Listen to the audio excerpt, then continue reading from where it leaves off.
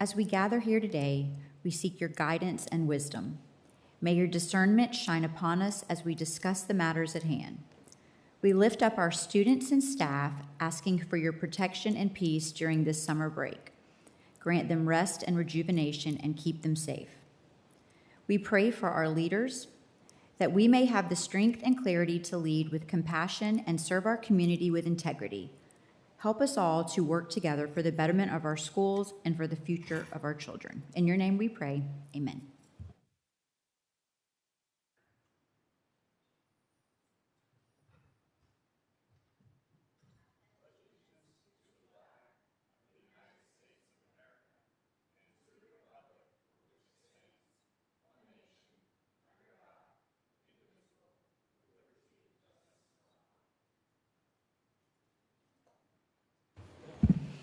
All right, good evening. Welcome to the June 22nd, 2026 Dorchester District 2 Board of Trustees meeting.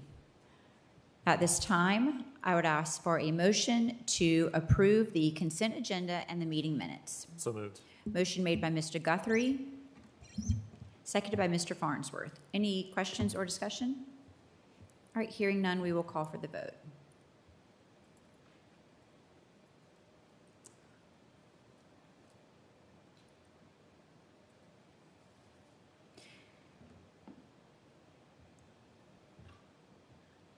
Motion carries 6 in favor, 1 absent. All right. The next item on our agenda this evening are public comments on agenda items, and we have one. Mr. Jason Brockert.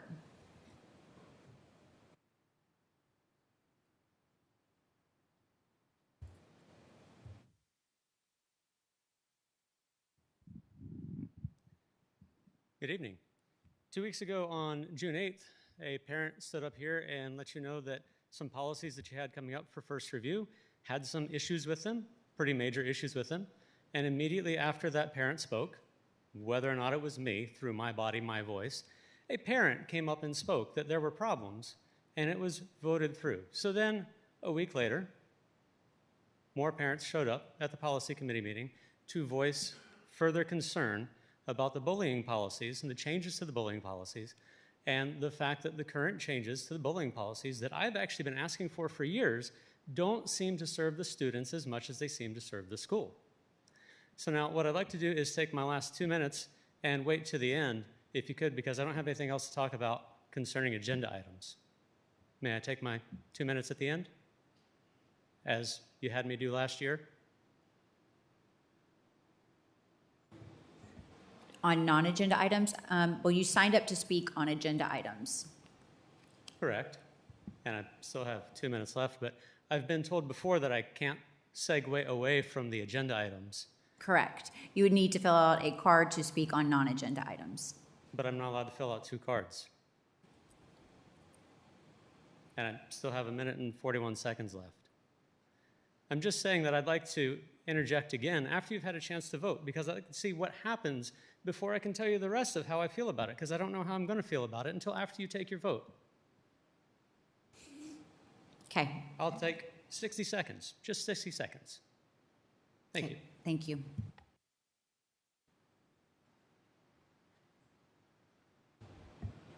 All right.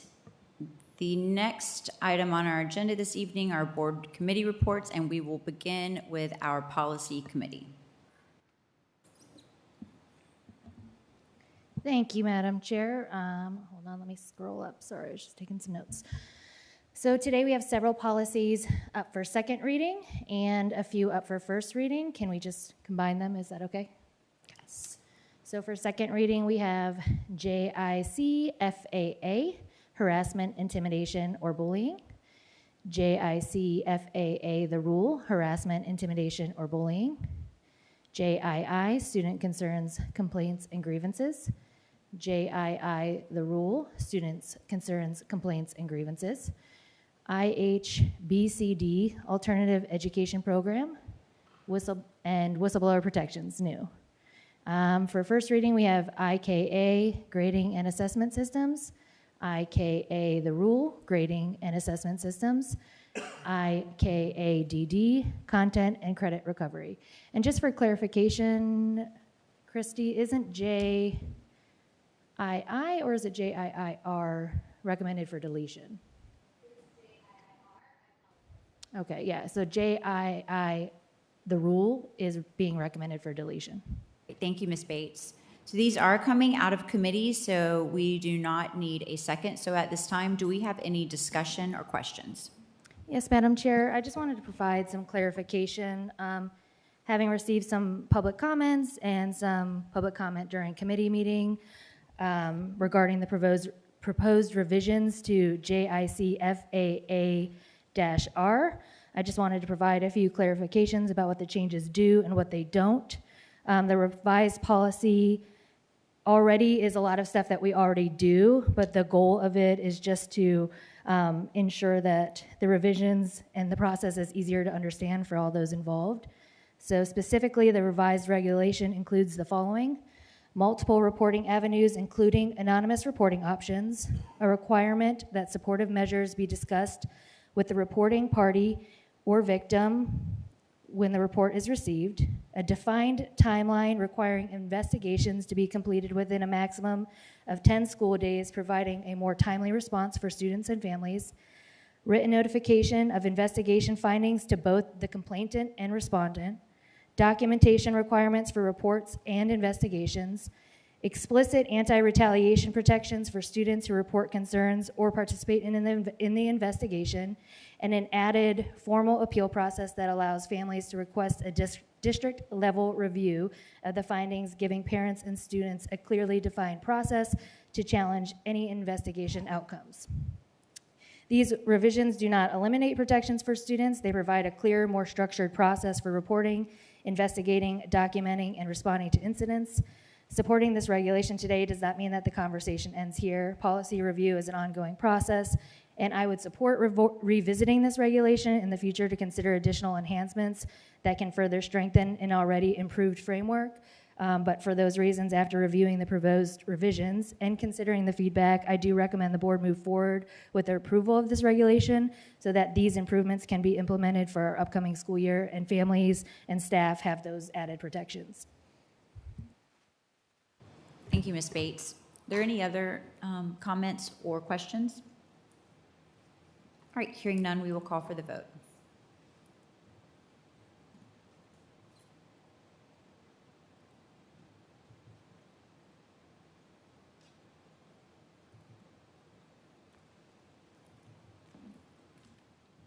Motion carries 6 in favor, 1 absent. And that is all I have for today. I'd like to get with Ms. Graham and continue with our policy schedule. I don't know when we're going to continue with that, so I will update as soon as I know more. Great, thank you very much. All right, next we have our Finance Committee. Mr. Lee.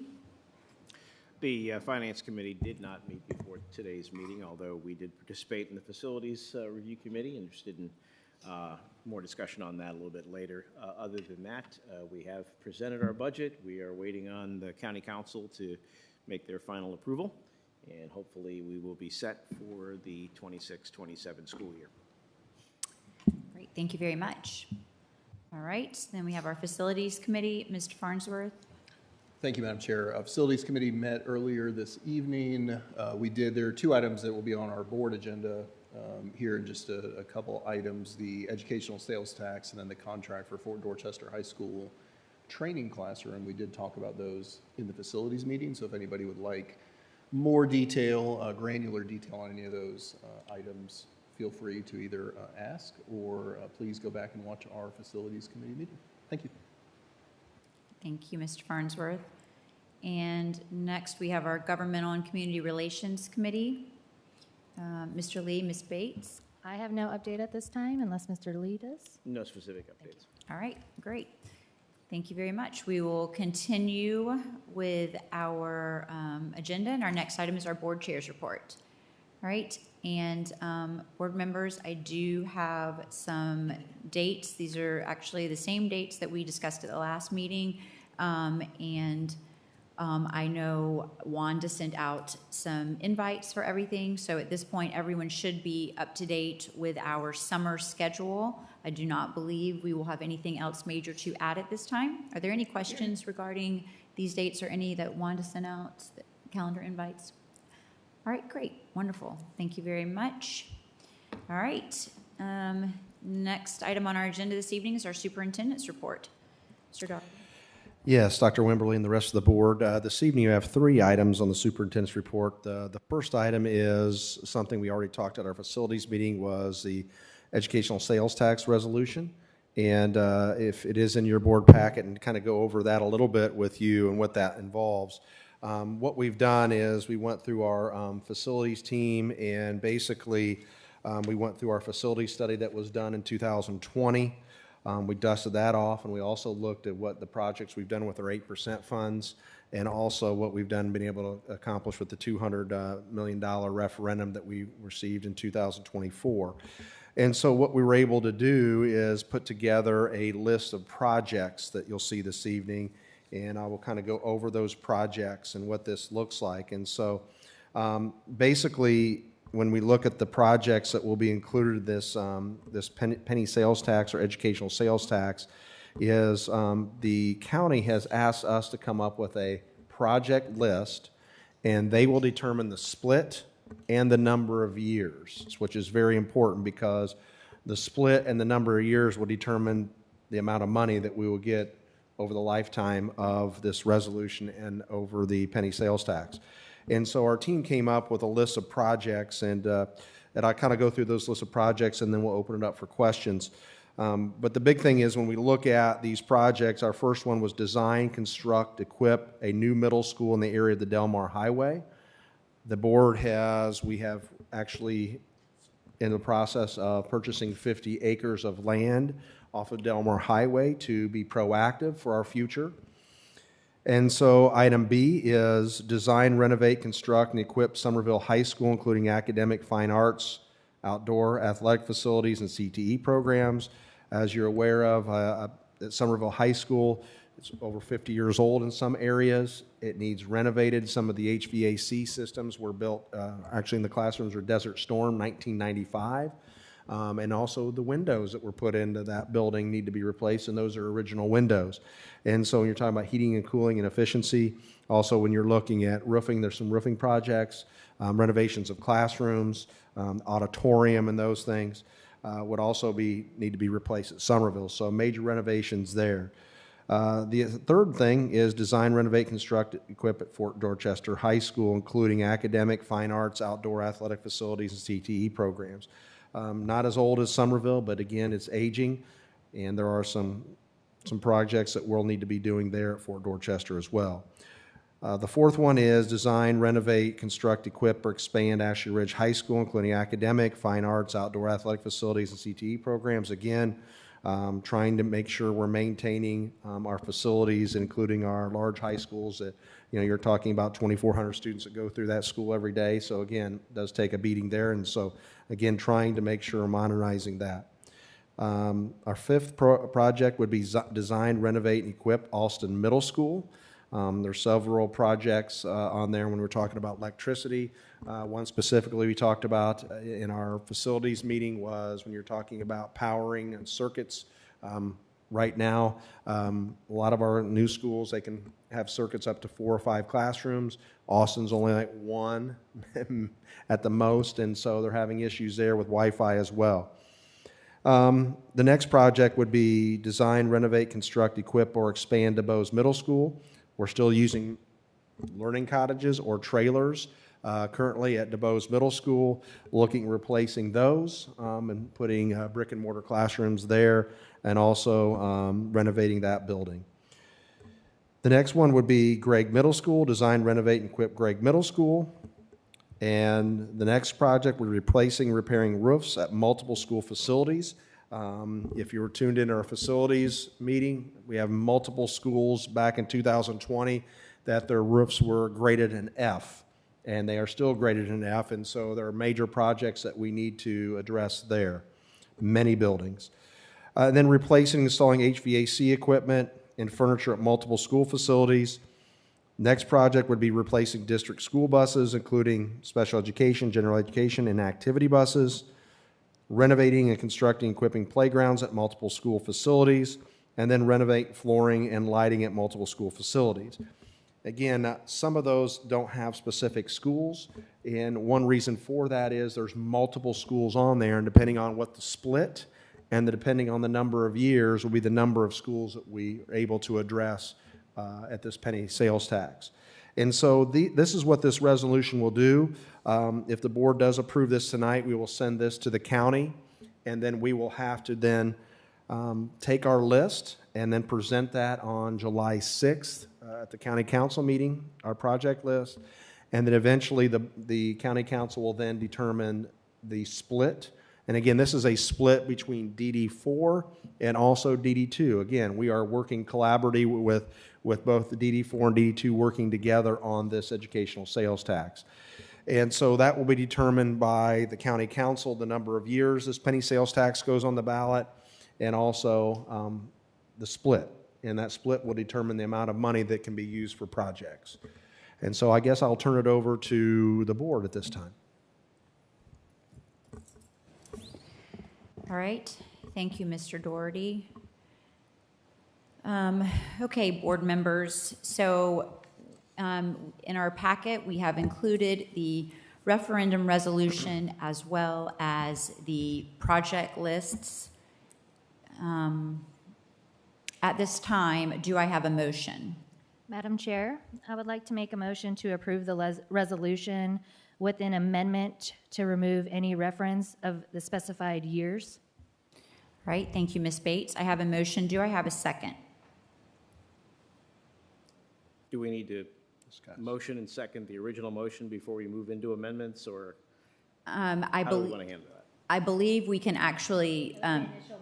Right, correct. The motion, yes. So the motion is to approve an amended resolution that does not include any reference to time periods. So do I have a second for that motion? Second. Okay, seconded by Mr. Lee. All right, any questions or discussion at this time?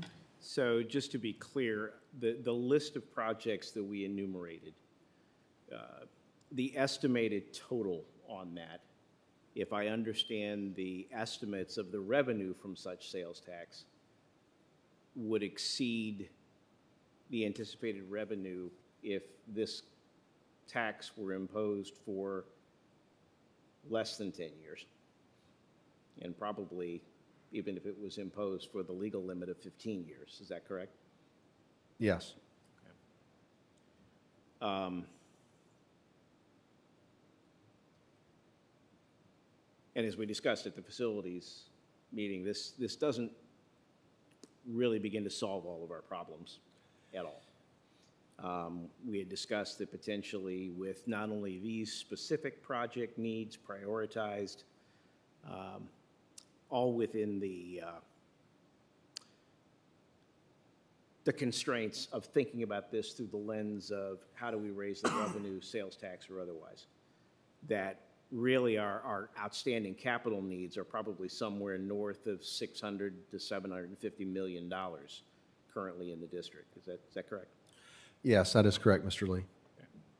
So what we are talking about as a board here, this resolution that we put forward would be to inform the county council that this is a list of projects prioritized.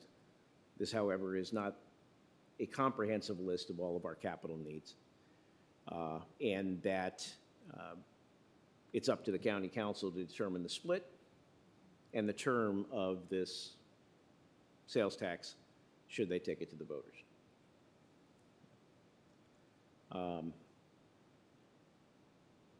Very well, thank you.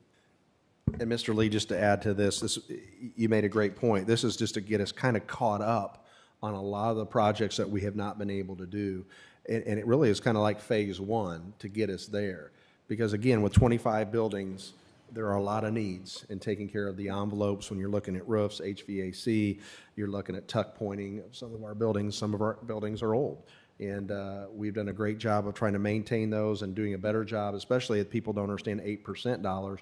We didn't start getting, $22, $23 million for 8% dollars to maintain buildings until 2023.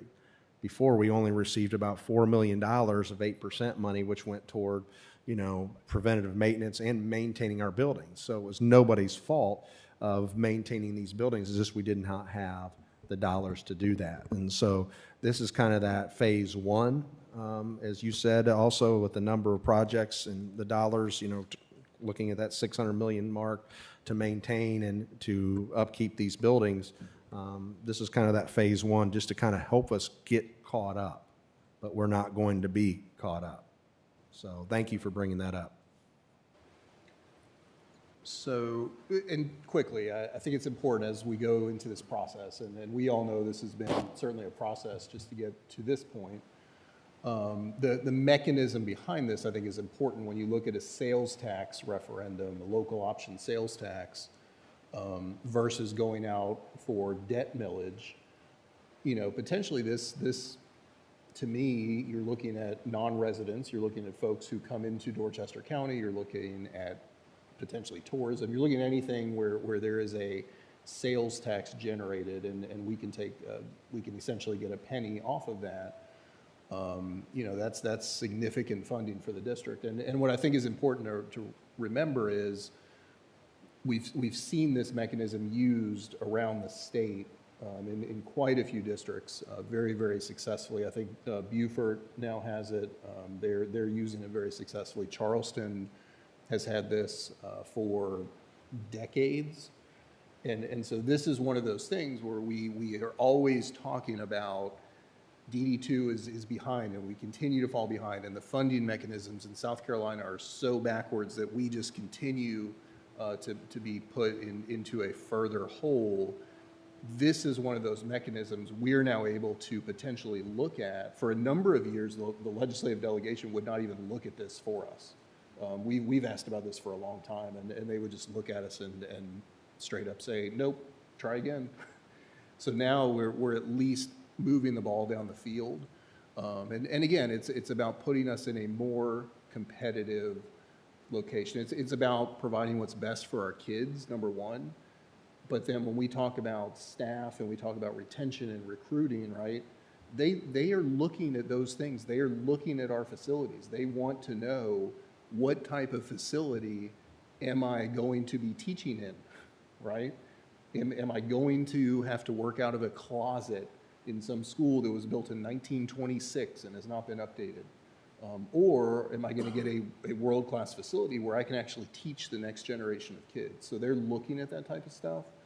So for us to be able to do these incremental pieces and just try to keep up, we're just trying to play catch up at this point. I think is really, really important. So I just want to say thank you to the board as well as to Mr. Doherty and your team. It takes a lot of work just to get to this point, and so I'm excited to continue to get this over the finish line. So thank you. I kind of want to piggyback back off of Mr. Farnsworth to, reemphasize that I'd rather have a consumer-based tax where potentially 30% or more is paid by outside entities. If you shop at like the Walmart on Main Street, Somerville, you're already paying this tax for Berkeley County. So I think that's something to emphasize. And also, like you were saying, in lieu of it being on our property tax bill through debt, it's actually 10% of this penny would go towards paying down that debt. So I think that's also important to emphasize and notate. So not only is it a consumer tax that is relieving some of the tax burden on our local residents, it's also relieving property tax, so potentially. All right, great. Thank you all. Any other comments or questions? Okay, hearing none, we will call for the vote. Madam Chair, just I to be clear, apologize. we are essentially saying that the motion here is the resolution that was in the packet, striking item number 3. That is correct. Yes, this is the amended resolution. It will not include any reference to the time period. Correct. Yes. All right.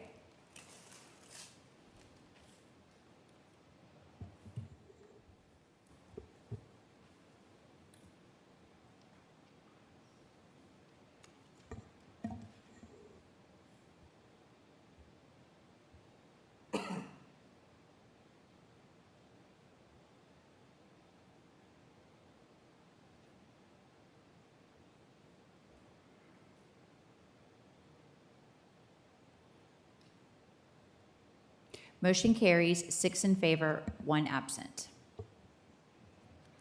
Okay, our next item on the agenda is 6B, is the approval of the bid to award the contract for the Fort Dorchester High School Strength Training Classroom. This was discussed in our facilities meeting, so ask for board approval this evening. All right, board members, at this time, I would ask for a motion to approve the bid to award the contract for the Fort Dorchester High School Strength Training Classroom as presented. So moved. Second.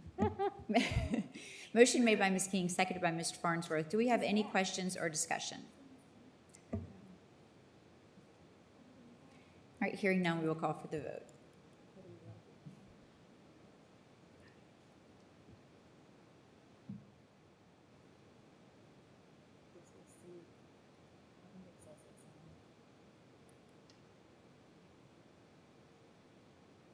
Motion carries 6 in favor, 1 absent. And our last item on the superintendent's report is item 6C, student enrollment recommendations. So asking for board approval for those recommendations presented in your packet. Okay, board members, this was included in our packet. Is everyone okay to proceed in open session? Yes. All right, then at this time, I would ask for a motion to approve the student enrollment request as presented. Motion made by Ms. King.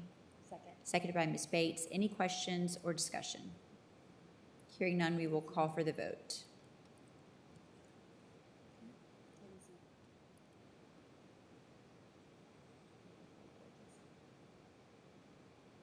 Motion carries 6 in favor, 1 absent. All right, thank you, Mr. Doherty. Yep, thank you. All right, at this time, we have public comments on non-agenda items. Mr. Brockert, you may have your last minute to comment. Thank you. So I'd just like to say about the process here, I've been talking about updating the bullying policies for years, literally years. And these 21 pages of handwritten notes, all you had done, not discussion. There was no discussion. There was your policy chair read the things that I agreed with, and none of the things that I pointed out. Policy JII-R being deleted with no supplementary rule. That makes no sense. There are logical fallacies. You've taken things in this policy, you've made it a wall of text that is really hard to decipher. It is not easier to read for the lay person. You have done things that remove bits of anonymity. Again, I've been up here for years asking you to do better on these policies, and this is what you give me. And I give you 21 pages of handwritten notes, and I ask you to just reconsider it. And you just say, yeah, you agreed with a few things. Do what you want with it.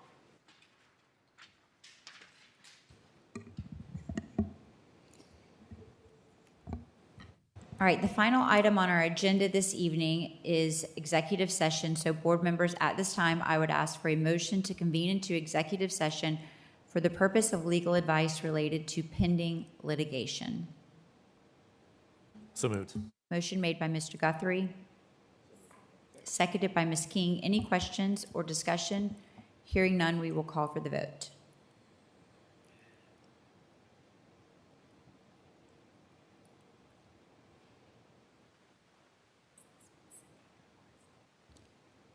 Motion carries 6 in favor, 1 absent. We are in executive session and we will return.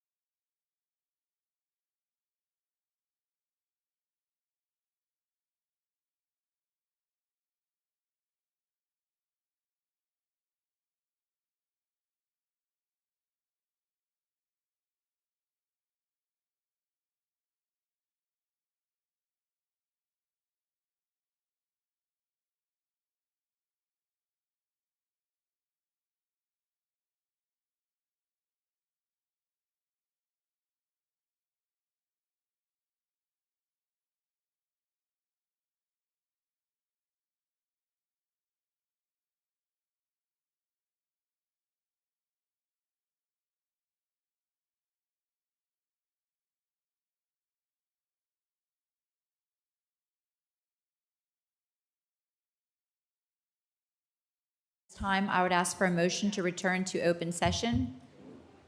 So moved. Motion made by Mr. Guthrie, seconded by Mr. Lee. Sorry, I apologize. Any questions or discussion? Hearing none, we will call for the vote.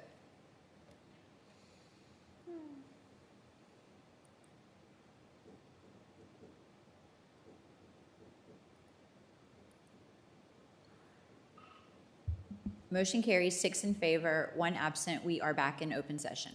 And we have no action from our executive session, so board members, at this time, I would ask for a motion to adjourn. So moved. Motion made by Ms. Bates, seconded by Mr. Farnsworth.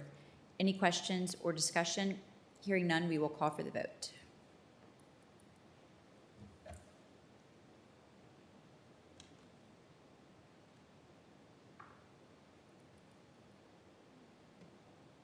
Motion carries 6 in favor, 1 absent. We are adjourned.